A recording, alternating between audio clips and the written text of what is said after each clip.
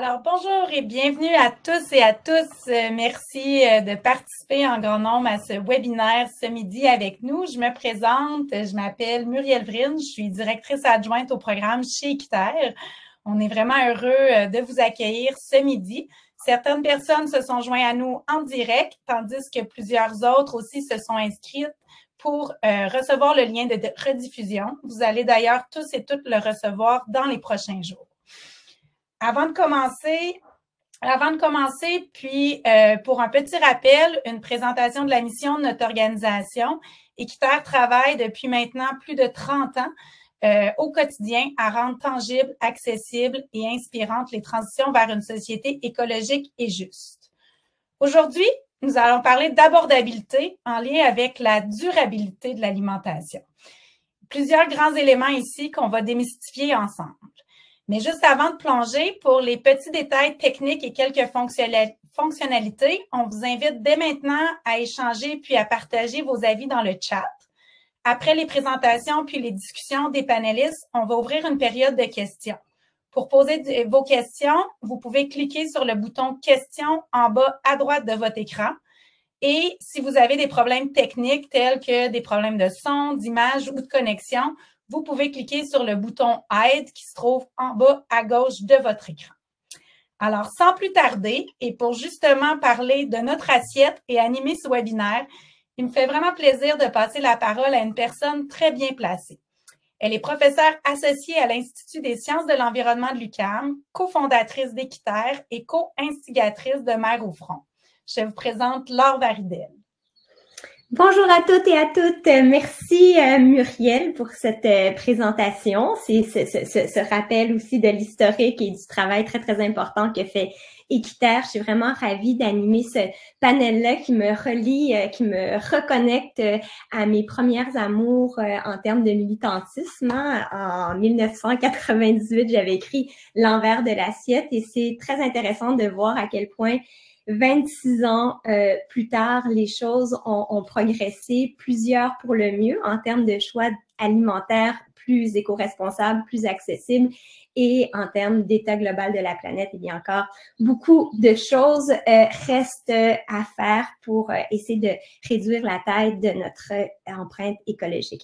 Mais avant d'entrer vraiment dans le vif du sujet, il me semble important de prendre un petit moment pour faire une reconnaissance territoriale, se rappeler que la plupart d'entre nous qui participons à ce webinaire, si on est au Québec, on le fait à partir d'un territoire qui est non cédé. Moi, je suis en territoire Abénaki. Les Abénakis, d'ailleurs, qui ont pratiqué la chasse et la pêche, évidemment, mais qui ont aussi pratiqué l'agriculture, une agriculture qui était très durable, notamment avec la fameuse technique des 3 sœurs, où il y avait un équilibre entre le maïs, la courge et le haricot grimpant, qui constituait aussi une alimentation équilibrée en termes des différentes composantes, tant protéines, glucides et autres. Mais je laisserai les nutritionnistes entrer davantage dans ce thème puisqu'on en a 2 autour de la table ce midi.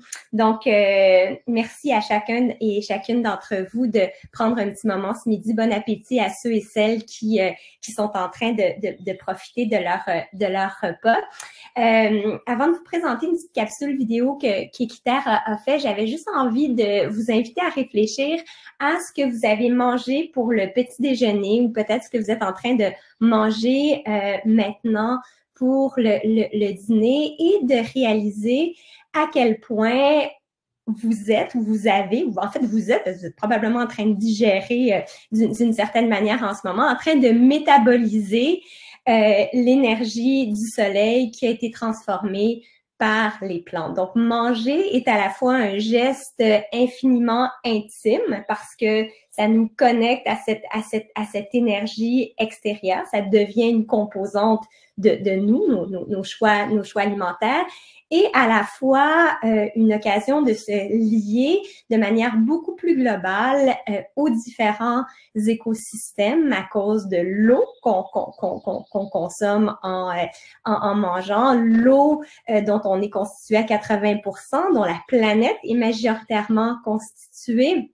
Ça nous connecte aussi au sol, évidemment, de tous ces nutriments qui traversent, qui se transmettent par le sol, par les plantes, puis ensuite même les produits animaux qu'on en consomme, si on en consomme, et évidemment aussi indirectement par l'air et tous ces échanges chimiques. Donc, c'est un moyen de nous connecter à l'environnement et aussi à des milliers, voire des millions de personnes quand on regarde tout ce qu'on consomme d'hommes et de femmes partout à travers la planète qui non seulement cultivent, récoltent, transforment ce que l'on consomme, mais le transportent aussi, tous ceux qui sont dans l'appareil, dans ce grand système agroalimentaire qui comprend le monde de la finance. Hein. Nos agriculteurs ont besoin de prêts. Généralement, c'est connecté aux énergies fossiles aussi parce qu'une grande partie de notre consommation alimentaire nécessite tant des énergies fossiles en termes d'engrais chimiques que pour la machinerie agricole, que ensuite pour le transport. Et évidemment, il y a toute la chaîne de distribution qui passe par les restaurateurs et beaucoup les épiciers. D'ailleurs, si vous suivez un petit peu l'actualité récemment, vous aurez vu que même si nous, on s'est mis à dépenser plus pour notre alimentation à cause de l'inflation, hein, depuis entre 2020 et 2023, il y a une augmentation du panier d'épicerie d'environ 20% au Canada.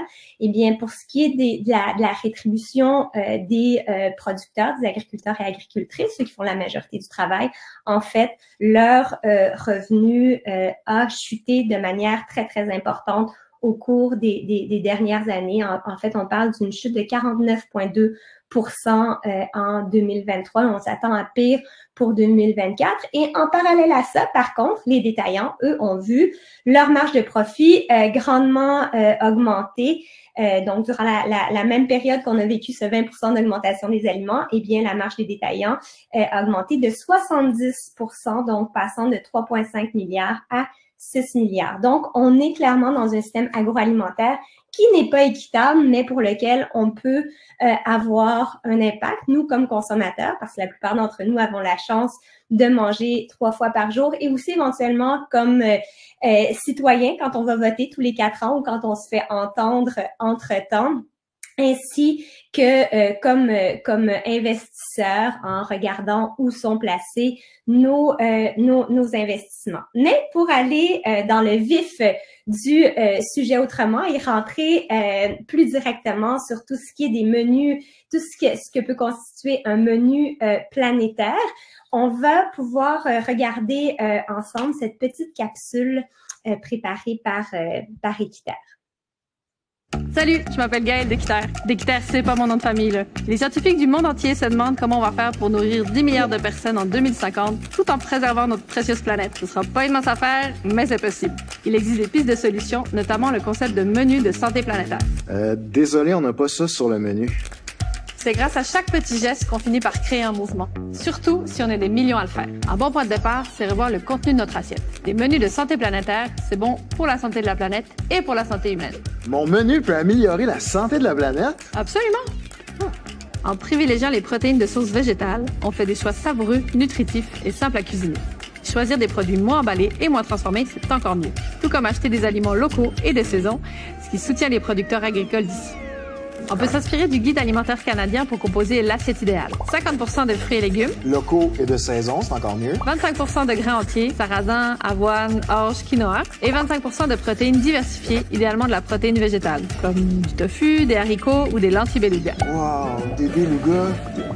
Non, des lentilles. Ce menu-là est économique, délicieux, bon pour la santé et bon pour la planète. Plus de variété dans nos assiettes, c'est aussi encourager la biodiversité et les pratiques durables dans nos champs. Une manière délicieuse de faire notre part dans la lutte au changement climatique. Grâce à ma mémoire extraordinaire, je me souviens que les menus de santé planétaire sont respectueux de la planète, aident à lutter au changement climatique, sont bons pour la santé des populations, bons pour le portefeuille et sont solidaires parce qu'en faisant des bons choix à l'échelle locale, c'est toute la collectivité qui en bénéficie un latte au lait d'avoine. T'as appris tout ça par cœur? Ouais. Qui a commandé un latte au lait d'avoine?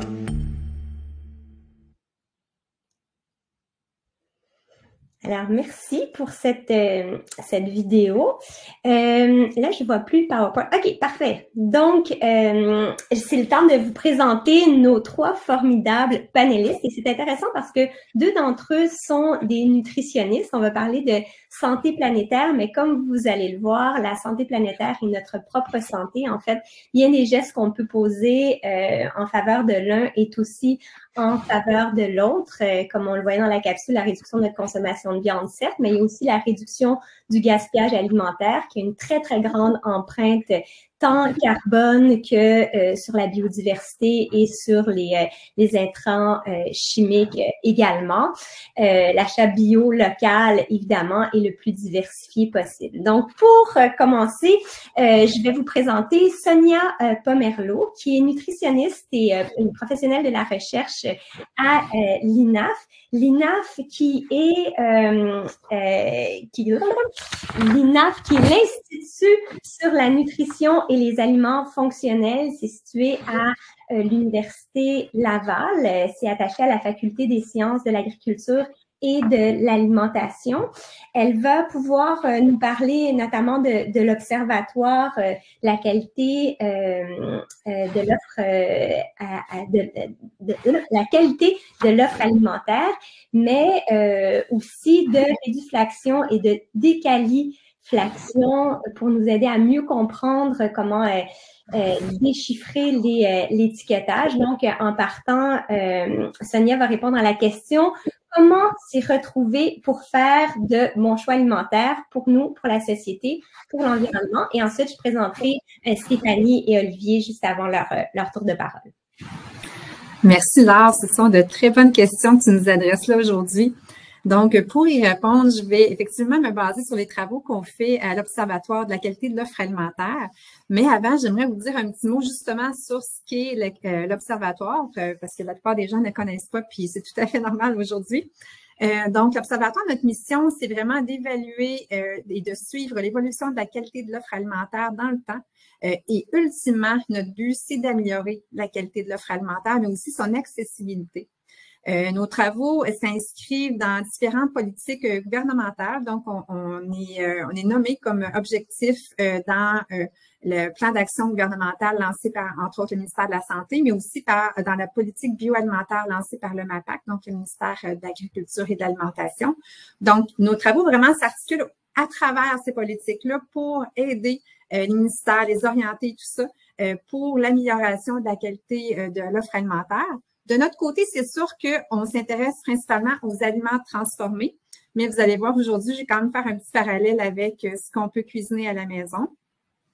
Donc, de notre côté, la façon qu'on s'y prend pour évaluer la qualité de l'offre alimentaire, c'est qu'on caractérise l'offre par catégorie d'aliments. Donc, on s'intéresse à plus d'une quinzaine de catégories d'aliments. Vous les voyez présentement à l'écran. Au total, ça fait plus de 5000 produits qu'on suit dans le temps, qu'on regarde comment ça évolue à travers le temps, qu'on regarde la qualité de l'offre de chacune de ces catégories-là. Puis, la raison pour laquelle on a choisi ces catégories, c'est qu'on a un comité scientifique qui s'est intéressé à déterminer pourquoi qu'on devrait suivre une catégorie plus qu'une autre. Puis, les critères qu'ils ont élaborés pour ce choix-là, c'est que les catégories doivent avoir un impact sur la santé. Donc, si on augmente ou on réduit la consommation de ces produits-là, bien, il va y avoir un impact sur la santé. On voulait aussi qu'il y ait une certaine variabilité à l'intérieur des produits de cette catégorie-là. Donc, que ce ne soit pas tous des produits qui soient similaires d'un point de vue composition nutritionnelle. Puis, on voulait que ce soit des produits qui étaient hautement consommés dans les ménages, donc des produits qui soient très achetés par la population. Et on voulait aussi qu'il y ait un potentiel d'amélioration. On voulait que ça puisse être amélioré, donc que l'industrie puisse travailler là-dessus pour qu'ultimement, on ait une offre alimentaire plus intéressante. Donc, au final, on s'est retrouvé qu'il y a toutes ces catégories-là qu'on analyse et qu'on suit dans le temps. Si jamais ça vous intéresse d'aller jeter un œil sur notre site web, l'adresse est indiquée ici à l'écran, c'est au www.offrealimentaire.ca. Sous l'onglet Portrait de l'offre, on y retrouve tant des rapports complets qui détaillent en grande quantité, beaucoup de résultats sur chacune des catégories d'aliments qu'on s'intéresse, mais également il y a des fiches synthèse qui résument en 2 pages ces catégories, donc c'est peut-être un peu plus digeste à lire, mais dans tous les cas, je vous invite à aller le visiter pour avoir plus d'informations si une catégorie d'entre elles vous intéresse un petit peu plus. Donc, entre-temps, on fait des portraits, mais aussi on les suit à travers le temps. Donc, habituellement, c'est à peu près 4 à 5 ans après un portrait initial, on va faire le suivi. Puis, ce qu'on a constaté au fil du temps, c'est que là, on en est à 8 catégories qu'on a complété le suivi. On a constaté qu'après 4-5 ans, l'offre a changé énormément. Donc, on a remarqué qu'à peu près seulement 5% des produits qui sont identiques au fil des années. Donc, c'est vraiment très peu. La plupart sont soit modifiés, donc c'est le même produit, mais qu'il y a des changements qui ont été apportés soit dans l'étiquetage, dans la liste des ingrédients, dans la composition nutritionnelle, mais ça peut être aussi du marketing qui est fait sur l'emballage, ça peut être une nouvelle pastille biologique qui est apparue entre-temps, des choses comme ça. Donc, ça, on les appelle les produits modifiés qui représentent à peu près 40% de notre offre alimentaire. Et les produits qui sont nouveaux sur le marché représentent 56%. Donc, ça bouge beaucoup. Il y en a 46% qui ont été retirés. C'est vraiment en pleine, un gros roulement de produits finalement qu'on observe. Du côté des prix, nous, on fait nos analyses en dollars constants. Ça veut dire que c'est des dollars qui considèrent l'inflation. Donc, on a remarqué une hausse des prix. On n'était pas surpris, mais on pensait que c'était essentiellement attribuable à l'inflation. Mais non, au-delà de l'inflation, ça augmente malgré tout de 17% en 5 ans. Donc, c'est une hausse très, très importante des prix qui ont été observés au fil de nos études. Puis aujourd'hui, dans le fond, la façon que je voulais voir les choses, c'est d'offrir une certaine dualité finalement. Donc, il y a certaines catégories on regarde l'offre, puis on se dit, oh, OK, là, il faut vraiment travailler très fort pour trouver des produits qui sont intéressants, alors qu'il y en a d'autres qu'on a constaté, mais l'offre alimentaire est quand même pas si mal, il y a des choix qui sont intéressants d'un point de vue composition nutritionnelle, fait que peut-être que ces produits-là, on peut se permettre de les acheter puis choisir de mettre nos efforts de cuisine, de temps et d'argent à cuisiner à la maison certaines autres catégories d'aliments. Donc, pour interpréter chacune des catégories, nous, on se base beaucoup sur le symbole de Santé Canada qui a été lancé puis qui va être obligatoire à partir du 1er janvier 2026. Donc, vous le voyez présentement à droite, le symbole qui indique qu'un produit est élevé soit en gras saturé, en sucre ou en sodium. Donc, on fait toutes nos analyses pour voir différentes informations, mais aussi cet aspect-là. Donc, on veut vérifier pour une catégorie d'aliments donnés, est-ce que beaucoup de produits auraient le symbole? Donc, c'est comme ça qu'on a fait les analyses pour les soupes prêtes à servir. Donc, on a récolté un total de 249 soupes en 2022. Puis, on a vu que parmi toutes les soupes qu'on a recueillies, il y en avait 86% qui auraient le symbole de Santé Canada reflétant qu'ils sont riches en gras saturés ou dans ce cas-là, surtout en sodium. Donc, de façon plus détaillée, c'était 85% qui auraient le symbole, si aucun changement ne survient depuis 2022. Là. Donc, on a constaté ça. Puis, en plus, ce 86% des soupes-là représentent 93% des ventes. Ça, c'est pan-québécois. Là. Donc, c'est énorme comme quantité de produits pour les soupes. Puis, nous, ce que ça nous a amené comme constatation de notre côté, c'est que sachant que les soupes sont pratiquement, on va le dire, sont pratiquement toutes trop salées et que ça ne demande pas nécessairement de grandes compétences culinaires de produire des soupes à la maison, bien peut-être qu'il serait préférable de les faire à la maison puis de se dire, bon, tant que l'offre s'améliore pas, bien moi, je vais cuisiner mes soupes à la maison. C'est pas cher, surtout si on fait ses propres bouillons. Puis, c'est quand même assez facile à réaliser. Puis, on peut faire d'autres choses en même temps pendant que ça cuit. Bref, dans tous les cas, c'est vraiment quand on prend un pas de recul en tant que scientifique, c'est ce qu'on peut constater concernant les soupes. À l'opposé, on a regardé également les barres granola qui sont disponibles sur le marché. Cette analyse-là a été réalisée en 2023, puis on avait alors analysé un total de 369 barres. Puis, encore une fois, si on fait le parallèle avec le symbole de Santé Canada, ce qu'on a constaté, c'était 49% des produits auraient le symbole de Santé Canada, soit pour les gras saturés ou soit pour les sucres. Mais ça fait en sorte que 51% des barres en auraient pas. Donc, on peut se dire qu'il y a quand même quelque chose à faire ici. C'est pas garanti qu'on va trouver sur le marché une barre.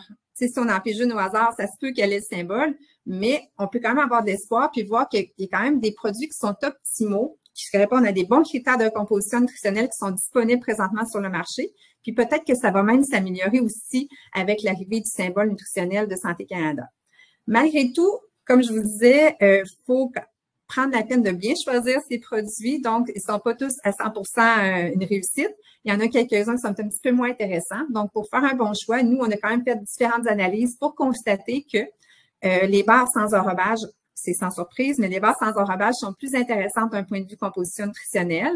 Mais aussi, lorsqu'on regarde les composantes à l'intérieur de la barre, lorsqu'on choisit une barre qui a des sucreries, comme on peut dire, des briseaux de chocolat, des guimauves, du caramel, bien là, c'est peut-être un moins bon choix à faire. Aussi, si on regarde la liste des ingrédients, si on se fie sur le premier ingrédient de la liste, en autant que c'est pas le sucre, généralement, ça augure bien.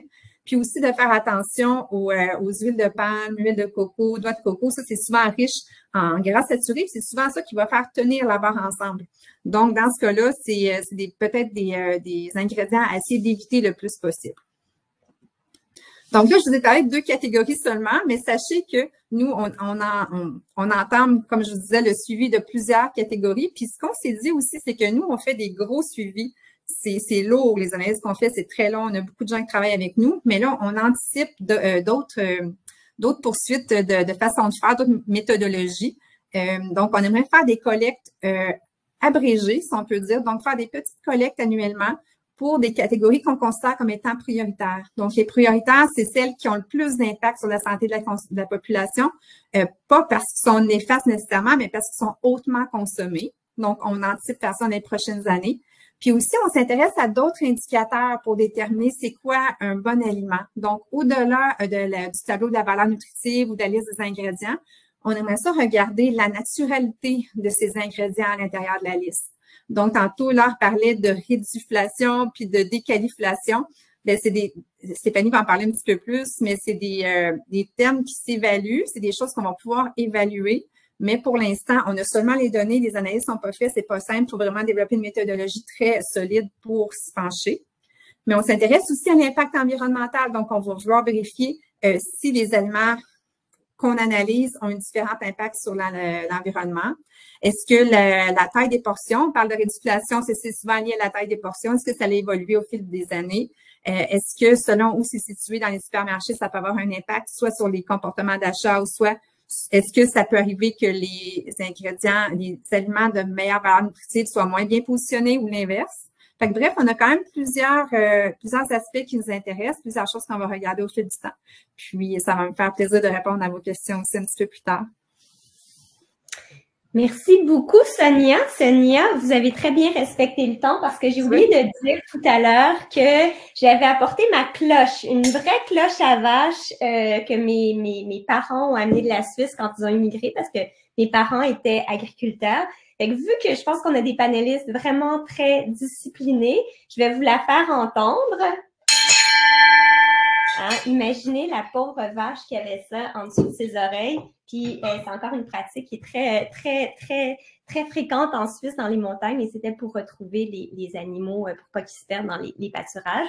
Donc, mais nos panélistes ne se perdront pas dans les pâturages. C'était très intéressant, Sonia, de vous entendre. Moi, ça a soulevé plein de questions, puis certainement de la part de l'auditoire aussi, qu'on va pouvoir vous poser par la suite tout à l'heure. C'est très intéressant ce que vous analysez. Puis moi, j'aurais plein de pistes d'éléments à analyser et à aborder pour avoir une meilleure idée du portrait global en termes d'éco-responsabilité aussi de notre assiette. Mais d'abord, on va donner la parole à Stéphanie. Stéphanie Côté, que plusieurs d'entre vous avaient eu l'occasion d'entendre à l'occasion de reportages. C'est non seulement une nutritionniste, mais une grande communicatrice qui a aussi écrit plusieurs livres qui semblent être très intéressants. J'ai très hâte de lire pour la santé à partir du moment où les femmes sont enceintes, les petits bébés, après les athlètes, en tout cas toutes les périodes de la vie sont touchées, notamment tout ce qui touche la santé intestinale, qui est le microbiote et tout. Donc, je vous invite à explorer ces écrits et ces conférences aussi. Donc, sans plus tarder, je te cède la parole, Stéphanie, en te demandant de nous partager ta vision de nutritionniste en termes d'assiette éco-responsable, par où commencer, puis quelle approche privilégier. Puis toi aussi, si tu veux nous parler de réduflation et de déqualiflation de ton point de vue, ça serait vraiment intéressant. D'accord, avec plaisir, je vais faire ça. Merci pour la présentation, puis merci Sonia d'avoir mis la table également.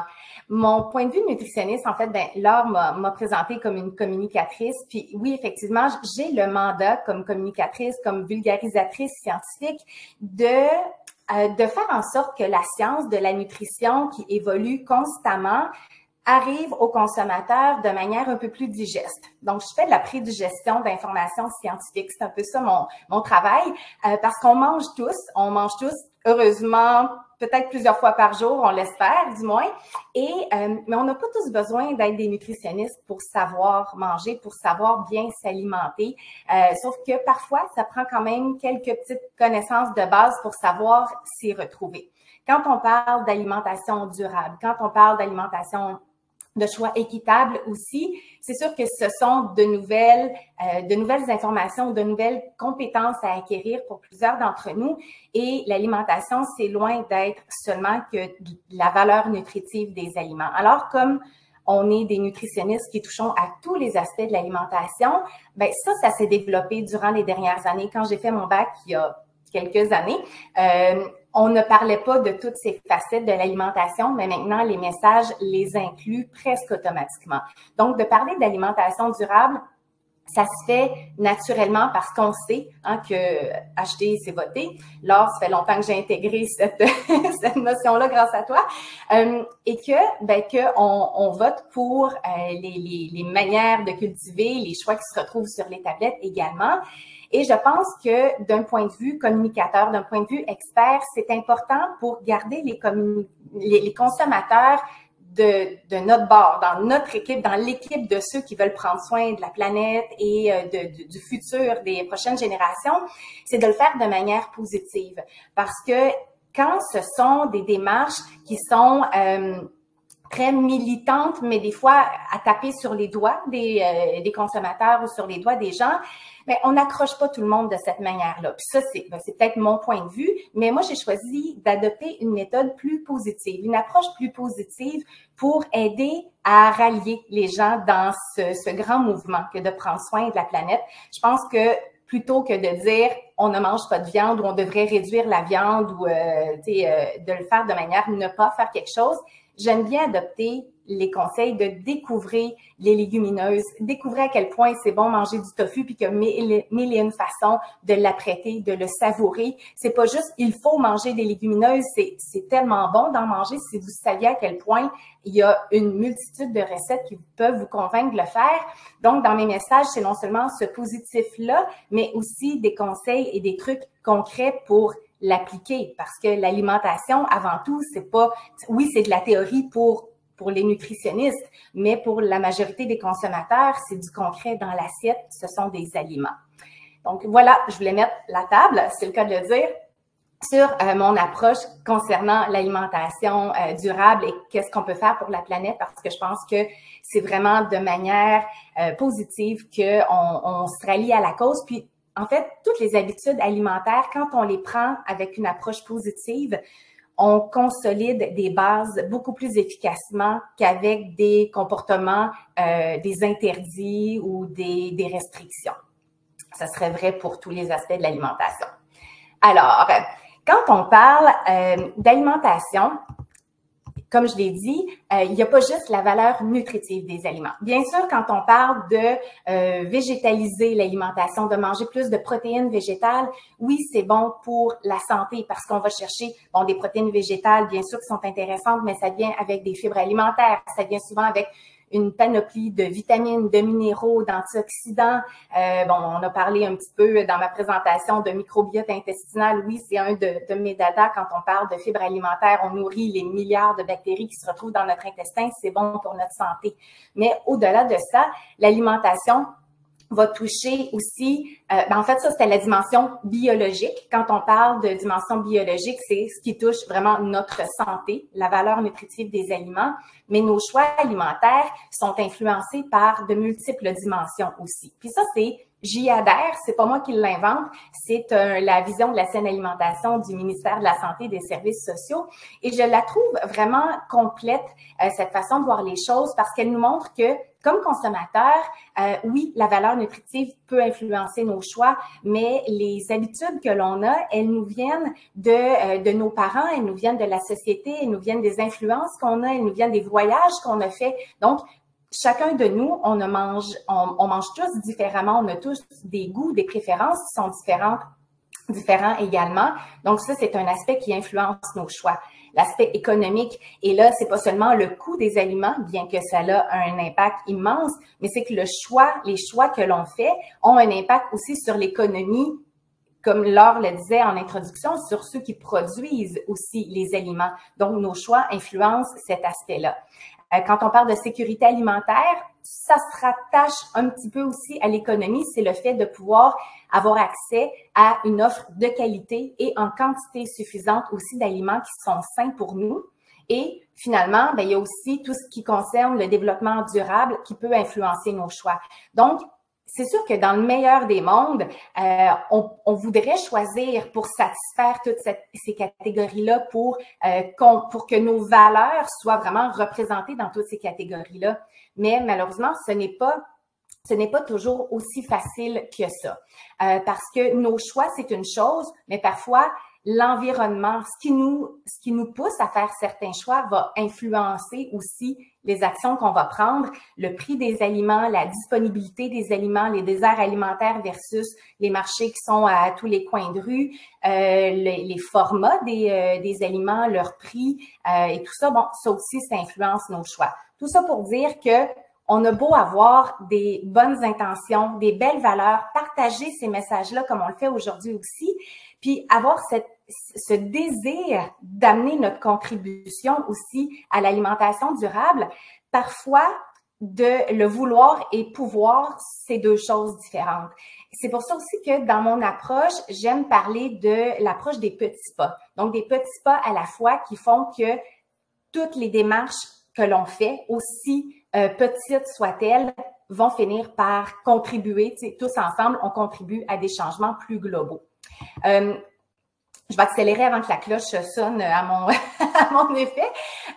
Puis, un exemple concret de ça, le vouloir versus le pouvoir, évidemment, c'est le coût des aliments et ce n'est pas d'hier. Hein. Regardez les articles de journaux que j'ai dénichés pour l'occasion.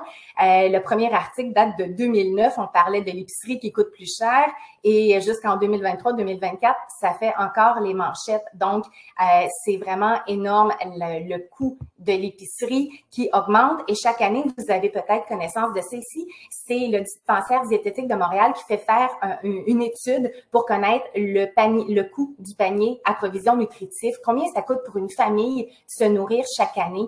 Et bon, on parlait d'une augmentation en 3 ans de 20 %, mais dans les 2 dernières années, c'est là où la hausse est encore plus fulgurante. Entre 2021 et 2023, c'est 25 % de plus que les familles devaient débourser pour bien se nourrir. Donc, la pression, elle est énorme sur les consommateurs et quand on veut donner des conseils pour réduire le coût de l'épicerie puis économiser tout ça, bien souvent, les ménages à faible revenu les connaissent, ces conseils-là, et la responsabilité n'est pas toujours juste sur les ménages parce que c'est facile. Ben, c'est pas que c'est facile, mais il y a des conseils qui sont connus de tous, mais là où le bas blesse, souvent, c'est dans le revenu, c'est dans la disponibilité financière à la source. Donc, dans nos discours, je pense que c'est important de tenir compte de ça aussi. La responsabilité n'incombe pas seulement aux ménages parce que parfois, ce sont les ressources à la base qui ne suivent pas. Le marché a plusieurs façons de nous faire payer plus cher ou conserver des prix semblables, mais en diminuant la qualité des aliments. On a parlé de réduflation et de déqualiflation. Rapidement, la déqualiflation, c'est quand les fabricants diminuent la qualité de certains ingrédients de leurs produits en utilisant des ingrédients qui coûtent moins cher pour essayer de ne pas trop augmenter le prix de l'aliment sur la tablette.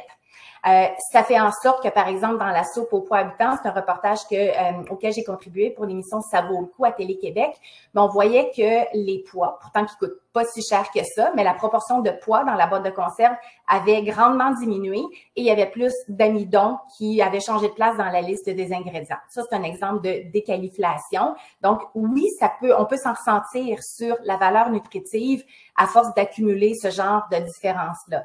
La grosse difficulté avec ça, c'est qu'on n'a pas toujours accès aux aliments avant. Donc, la comparaison, elle est extrêmement difficile à faire. Et comme consommateur, on se sent un petit peu démuni face à ce phénomène-là. La réduflation, c'est quand on réduit le format des produits que l'on achète, mais qu'on ne change pas le prix. C'est une tactique de l'industrie également pour économiser et refiler aux consommateurs cette facture-là. Si vous voulez voir des exemples très parlants, c'est un reportage de Radio-Canada. En fait, c'est un reportage sur le web auquel vous pouvez accéder. Ce ne sont que quelques exemples de catégories d'aliments, mais pendant 1 an, l'équipe de Radio-Canada a survolé plusieurs catégories d'aliments pour voir de quelle manière les tailles des produits changeaient. Et c'est assez troublant de voir que parfois la taille d'un produit va avoir diminué de 20-28% dans le cas des biscuits Ritz qu'on voit là. Et tout ça pour nous ne pas payer moins cher, même au contraire, vous savez, notre facture d'épicerie a grandement augmenté. Donc, résumé de mon intervention, simplement pour dire qu'on est, oui, on choisit, mais en quelque part, on est un petit peu aussi parfois victime des tactiques de l'industrie. Et je pense que le gouvernement va peut-être avoir son mot à dire dans tout ça, je pense, pour ne pas mettre seulement la responsabilité sur les consommateurs, mais il va falloir que les revenus, que le coût de la vie, que tout ça puisse s'ajuster pour que les ménages québécois aient accès à une alimentation saine et durable et pouvoir prendre les actions qui vont de pair avec les valeurs qu'on veut véhiculer. Merci beaucoup, Stéphanie. Super intéressant aussi. On parlait justement de l'augmentation des prix. On a beaucoup parlé d'inflation, mais un élément aussi qui a commencé à influencer le prix de nos aliments et risque de l'influencer encore davantage, c'est notamment la crise climatique. Comment ça va influencer la production alimentaire, mais aussi les chaînes d'approvisionnement en termes de déplacement. Donc, c'est aussi un des éléments sur lesquels les chercheurs lèvent un petit drapeau rouge. Maintenant, on va sauter. On était plus dans l'assiette et dans les épiceries. Là, on va faire un retour dans les champs avec Olivier. Olivier Flamand-Lapointe, qui est chargé de projet agriculture durable chez Équiterre, qui a étudié en développement dans le passé en se spécialisant en environnement et donc il s'intéresse beaucoup à justement comment adapter notre assiette pour parvenir et nos cultures pour parvenir à nourrir tout le monde dans un contexte de crise climatique de plus en plus important et aussi comment valoriser cette plus grande diversité du champ à la table. Alors, merci Olivier. Merci beaucoup Laure pour la présentation. Donc, bonjour à tous et à toutes. Je suis très heureux d'être parmi vous aujourd'hui. Donc, là, comme vous constatez, on a beaucoup parlé jusqu'à présent de consommation.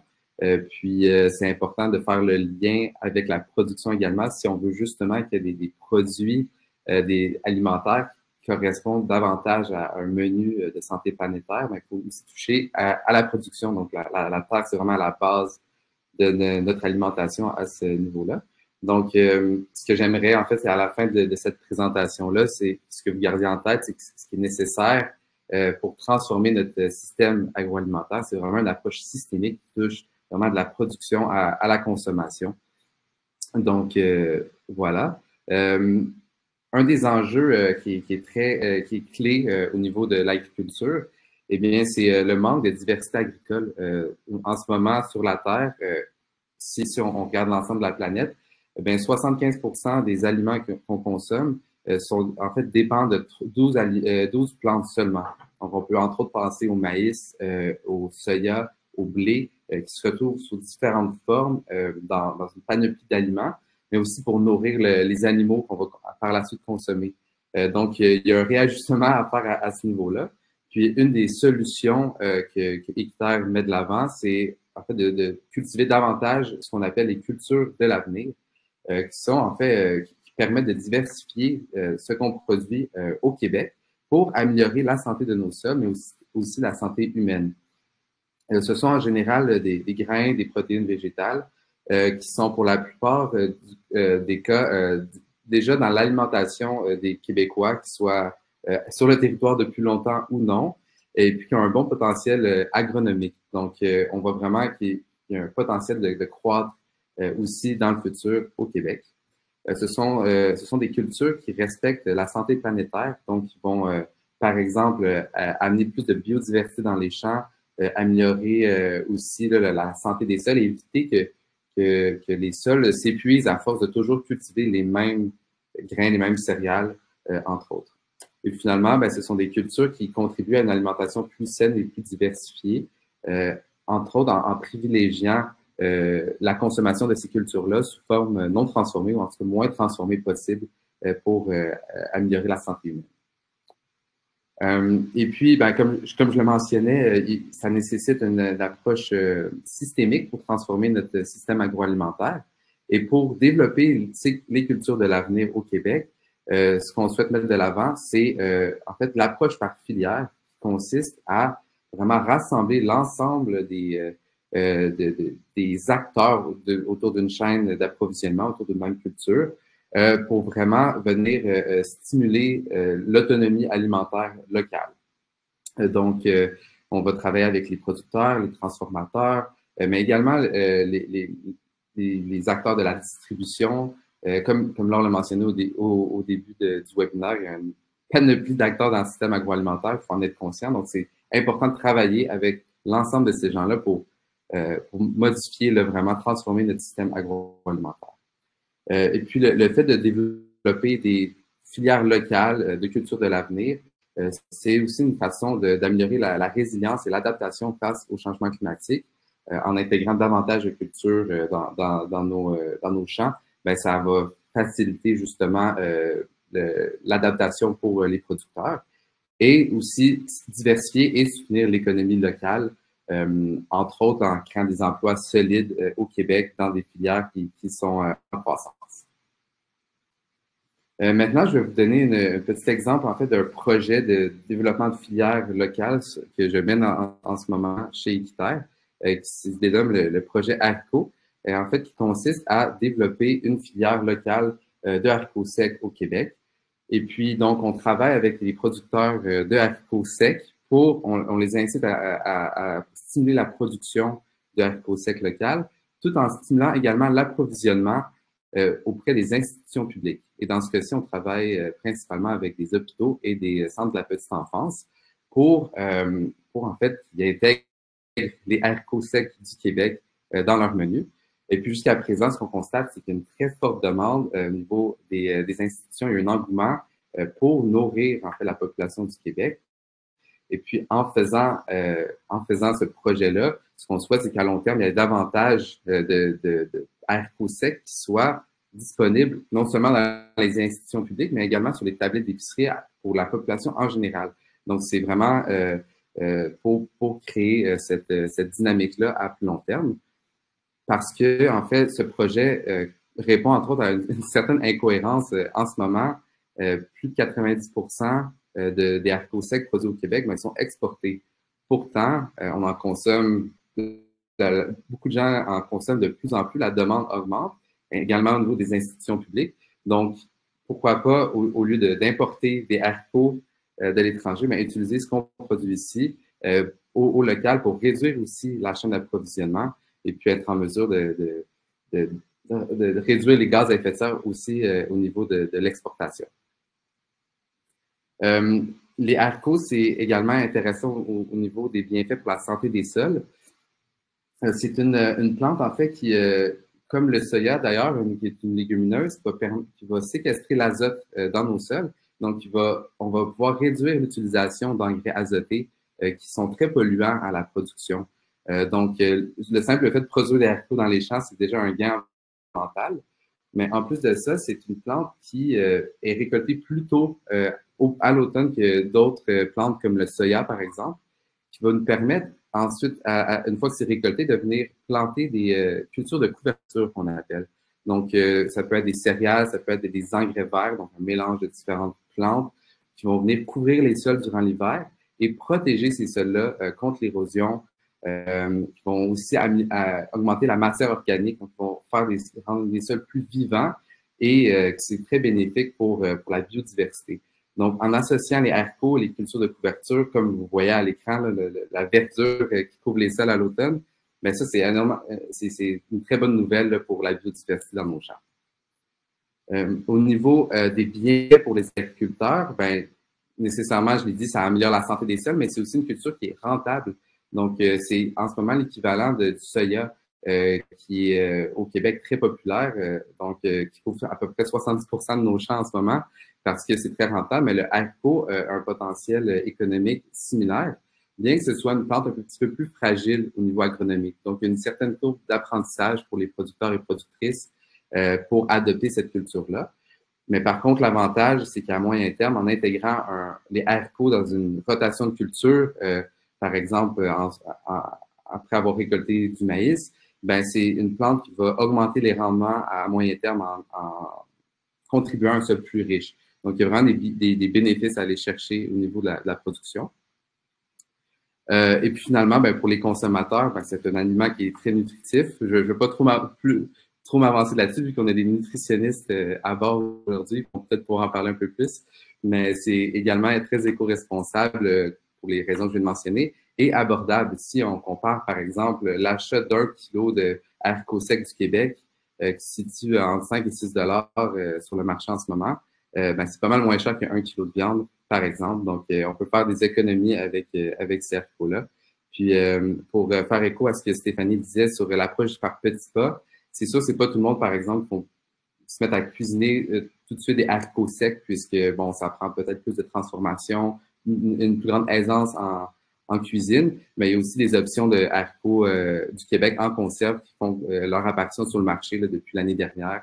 Entre autres, cette entreprise-là, Si Facile, là, qui offre des haricots en conserve consignés, donc qui sont aussi avec un emballage éco-responsable. Donc, c'est quelques exemples d'options assez intéressantes qui s'en viennent sur les tablettes du Québec.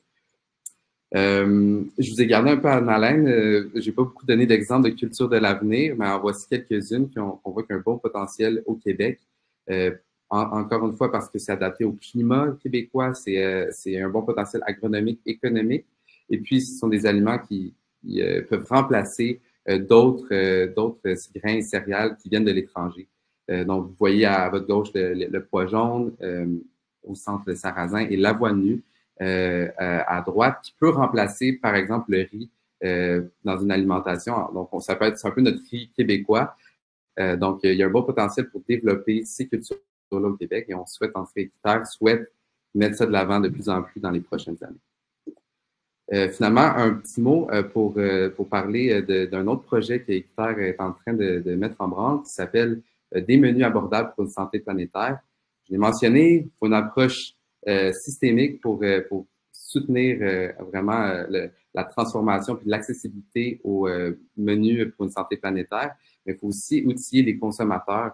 Donc, on est en train de mettre en place une campagne de mobilisation et de communication pour donner des outils concrets aux consommateurs pour pouvoir consommer ces aliments-là qui sont meilleurs pour la santé, meilleurs pour la planète, puis meilleurs pour le portefeuille. Et donc, ben, merci à tous pour votre écoute. J'en profite maintenant pour dire qu'on voudrait vous poser une question. On a un petit sondage qui apparaît à l'écran. On va vous laisser quelques minutes, quelques secondes en fait, pour y répondre. Selon le Guide alimentaire canadien de 2019, notre assiette quotidienne doit être composée idéalement de A, 50% de fruits et légumes, B, 50% d'aliments protéinés, ou C, 8 portions de fruits et légumes, 7 portions de produits céréaliers, 3 portions de viande et substituts et 3 portions de produits laitiers. Donc, on vous laisse y répondre, puis on va pouvoir commenter par la suite. Merci énormément, Olivier. C'était super intéressant de t'entendre. Et puis, je veux juste renchérir sur la question la beauté et du délice finalement de toutes ces variétés d'haricots qu'on peut cultiver ici. Puis tu dis, bon, ça demande un peu plus de connaissances, mais dans le fond, pas tant que ça. On les fait tremper une nuit, on y pense la veille, ensuite de ça, on les cuit, on s'en fait un petit peu plus, puis c'est très versatile pour en salade ou dans des sautés ou dans plein de choses. En tout cas, c'est vraiment un très, très bon truc, tant en termes nutritifs qu'économiques.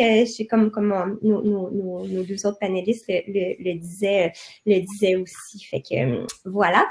On n'a pas encore les résultats du sondage, donc on va commencer tout de suite avec la période de questions.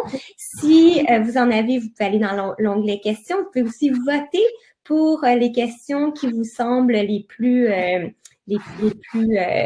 importantes ou les plus intéressantes parce qu'on n'aura pas le temps de passer à travers toutes. Notamment, il y a la question de Nicolas Ternisien qui dit « Savez-vous s'il est envisagé qu'un Nutri-Score soit apposé sur les emballages de manière similaire à ce qui se fait dans plusieurs pays européens? » Donc, j'imagine que c'est plus une question pour Sonia. Oui, c'est ce que je pensais aussi. En fait, le Nutri-Score a été écarté pour l'instant. On a eu des discussions avec Santé Canada à quelques reprises à ce sujet-là. Puis, l'avenue qui est envisagée et qui est en cours présentement, c'est vraiment le symbole de la loupe apposé sur le devant des emballages, un peu comme le Chili. Au Chili, c'est une approche très, très similaire qu'ils ont utilisée avec les 3 mêmes nutriments. Puis eux, en plus, ils avaient les calories. Puis ce qu'ils ont observé, ils en sont maintenant à leur 4e mesure dans le temps. Donc, on fait des mesures à différents moments dans le temps. Puis, ils ont observé une amélioration de la qualité de l'offre alimentaire en termes de composition nutritionnelle. Puis c'est net, c'est très, très clair, l'évaluation qu'ils ont fait, c'est très positif. Donc, je pense que Santé Canada mise beaucoup là-dessus pour améliorer la composition nutritionnelle des produits offerts au Canada. Donc, pour l'instant, j'ai pas l'impression que ça va se tourner vers le Nutri-Score, qui est quand même très intéressant parce que ça a une évaluation globale de l'aliment au-delà des nutriments à éviter. Par contre, pour l'instant, Santé Canada s'oriente uniquement vers le symbole avec la loupe. Super, merci. Très intéressant. Moi, je me demandais juste jusqu'à quel point les gens regardent ces étiquettes-là et regardent ces indicateurs-là. Est-ce que vous avez étudié la question? Pas personnellement, mais souvent, on se fait poser la question. Fait que quand on s'intéresse à la question, on va chercher dans la littérature. Puis ce que j'avais vu, puis Stéphanie, peut-être que tu pourras corroborer ou me contredire. Mais en somme, c'est environ, je dirais, le 2/3 de la population qui va s'y attarder minimalement lors d'un premier achat d'un aliment qu'on n'a jamais acheté, un nouvel aliment qui a été lancé. Donc, à peu près le 2/3 de la population qui va le regarder. Il y a le tiers de la population qui ne regarde jamais ça, que ça les intéresse pas. Puis après ça, quand c'est des achats qui sont plus récurrents, généralement, c'est moins consulté parce que c'est un produit qu'on connaît déjà, là. On a tendance à retourner vers les mêmes produits, oui. J'imagine, effectivement. Très, très intéressant. Tout ça, avant de poser une question de Geoffroy à Stéphanie, je vais juste retourner au sondage. Je ne sais pas si vous avez accès au petit clic sondage, mais je tiens à vous féliciter. On a vraiment des participants au webinaire qui sont bien informés parce que 78% a répondu la bonne réponse. Donc, selon le guide alimentaire canadien, donc la dernière version de 2019, notre assiette quotidienne doit être composée idéalement de 50% de fruits et légumes. Donc, vous avez été 78% à donner cette bonne réponse. Fait intéressant à noter, relativement au guide alimentaire canadien, si vous le comparez à la précédente version, celui-ci a demandé beaucoup plus de temps à développer, mais il s'est fait sans les pressions des lobbies agroalimentaires. Et ça a été quelque chose qui a été bien documenté par les chercheurs dans le processus. En fait, les experts puis le gouvernement tenaient absolument à ce que ce soit des nutritionnistes qui s'expriment là-dessus, des vrais experts indépendants. Et on voit d'ailleurs qu'il y a une beaucoup plus faible présence en termes de recommandations de protéines animales. Alors, on a un guide alimentaire canadien qui est beaucoup plus en phase à la fois avec la santé humaine et la santé planétaire, parce que comme on le disait au début, la plupart de ces choix-là vont dans le même sens et notamment le fait de choisir des aliments les moins transformés possibles.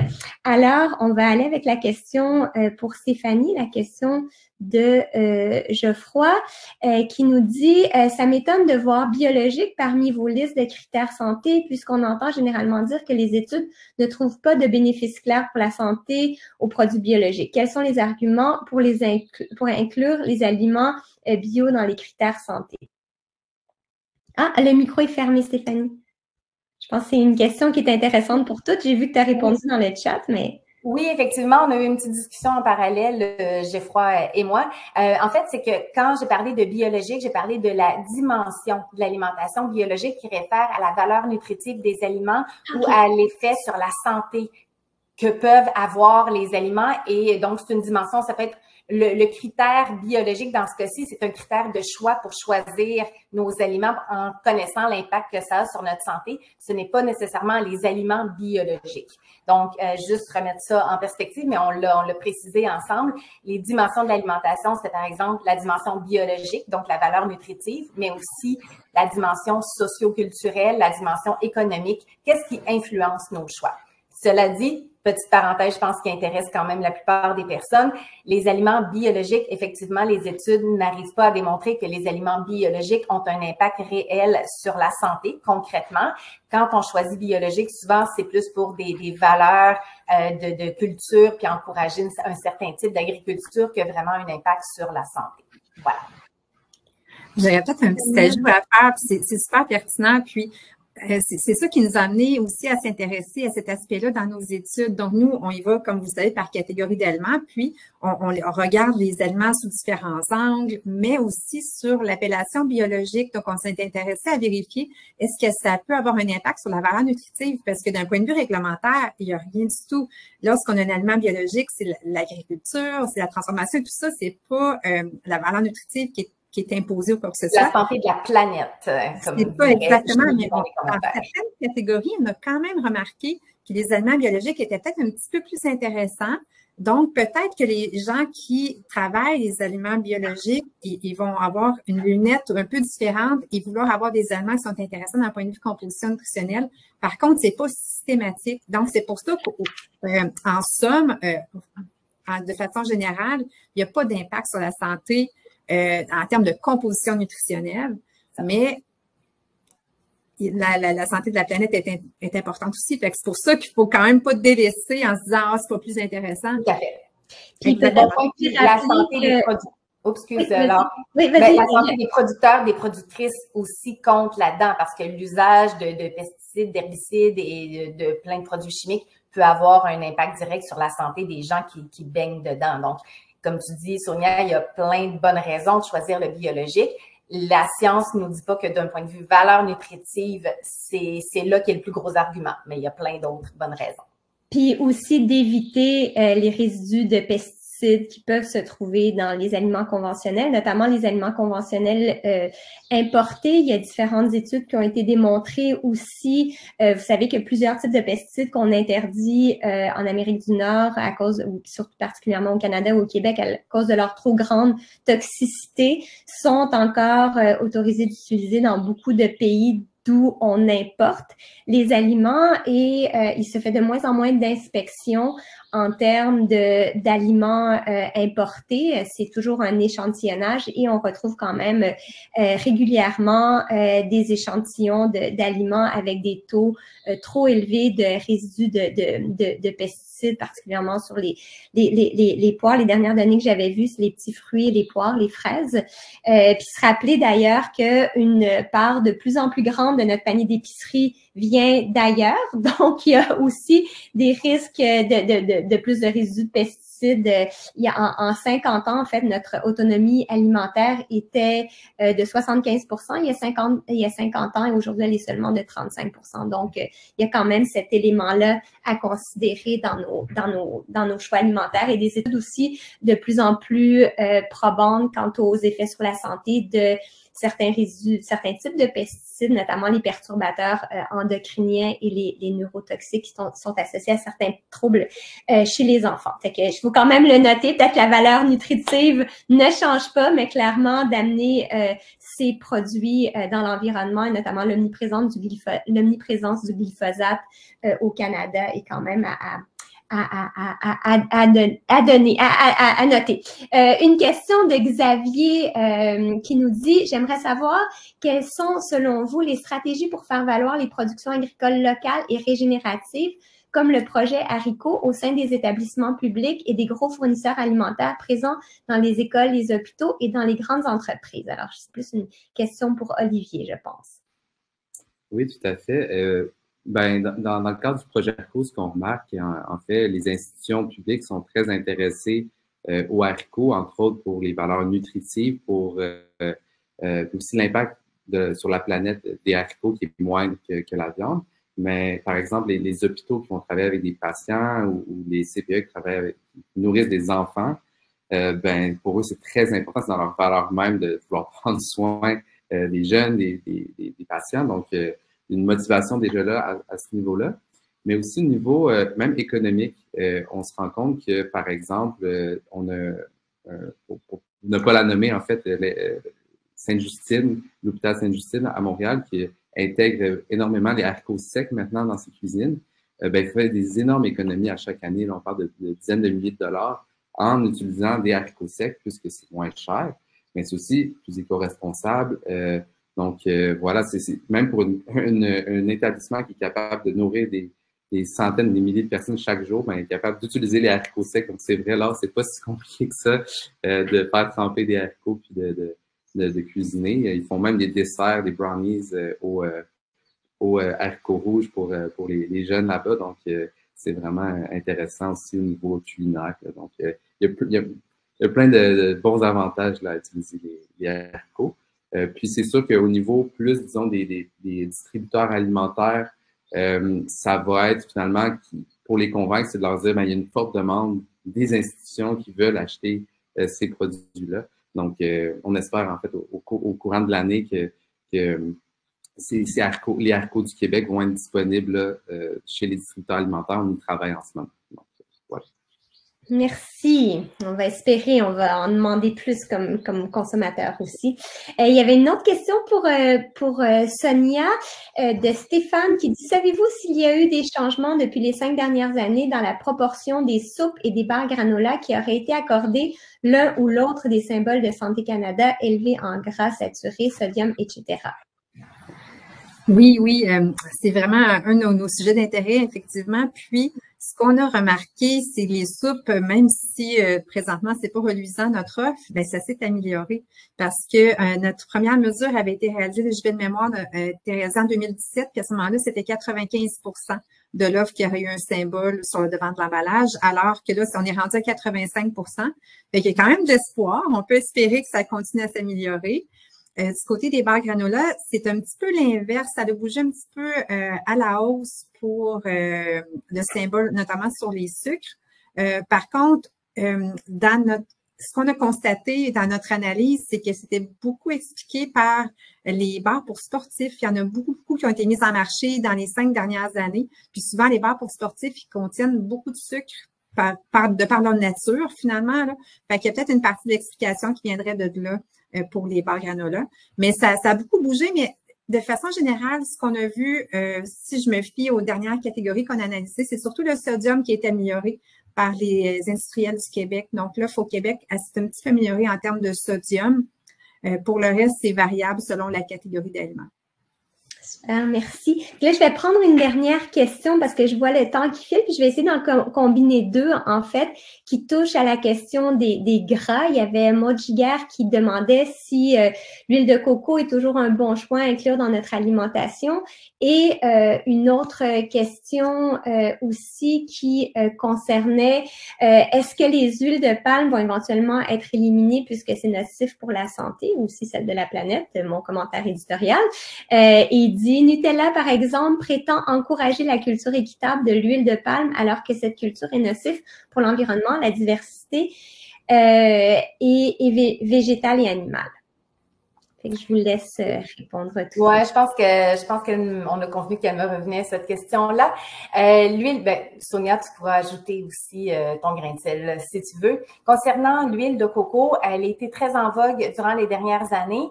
C'est une huile fortement saturée. À 92% à peu près, là, elle contient des gras saturés. Il faut savoir que toutes les matières grasses sont rarement juste une sorte de gras. On parle généralement de gras saturés, insaturés, poly ou monoinsaturés.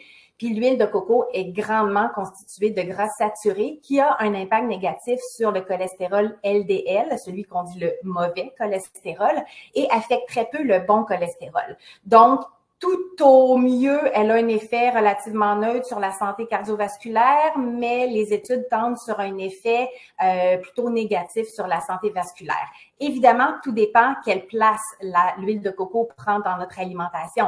Je pense que comme l'huile de coco, comme l'huile de canola, comme l'huile d'olive, comme l'huile d'arachide, de tournesol, toutes les huiles, on ne devrait pas seulement dépendre d'une huile, on ne devrait pas seulement utiliser une sorte d'huile dans notre cuisine. De toute façon, elles ont des usages très polyvalents, d'habitude les huiles. Donc, on gagne, comme pour le reste des aliments, à varier les huiles qu'on utilise pour aller varier les sortes d'acides gras qu'on va chercher. Donc, l'huile de coco, si on l'aime parce qu'elle donne une petite saveur de coco spéciale à certaines recettes, c'est parfait. De là, l'utiliser dans à peu près tout ce qu'on fait, non, je le recommande pas, d'où à cause notamment de sa grande teneur en gras saturés. Mais vu qu'on parle de santé planétaire aussi, les huiles tropicales d'ordre général, ce ne sont pas celles qui sont le plus proches de chez nous au Québec. Il y en a plein d'autres huiles qui sont faites au Québec ou au Canada qui méritent notre attention également. Donc voilà, j'espère que ça...